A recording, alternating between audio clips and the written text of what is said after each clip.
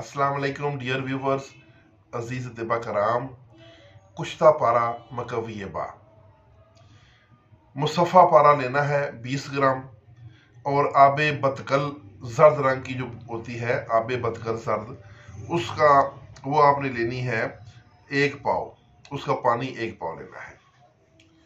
तो पारे को आपने इस पानी में थोड़ा थोड़ा पानी डाल के उसमें रगड़ते रहें। जब सारा पानी उसके अंदर खुश्क हो जाए तो गोली बांधने के काबिल हो जाए तो इसकी गोलियां कोकनी बेर के बराबर गोलियां बांध लें और अंगूठे से दबा दें कि जैसे टिक्की सी बन जाए, थोड़ा सा उसको दबा दें और फिर उनको खुश्क कर लें। और खुश्क करके उनको 6 किलो उपलों की रोगनी कूजा गिली में हवा बंद करके आग देनी है।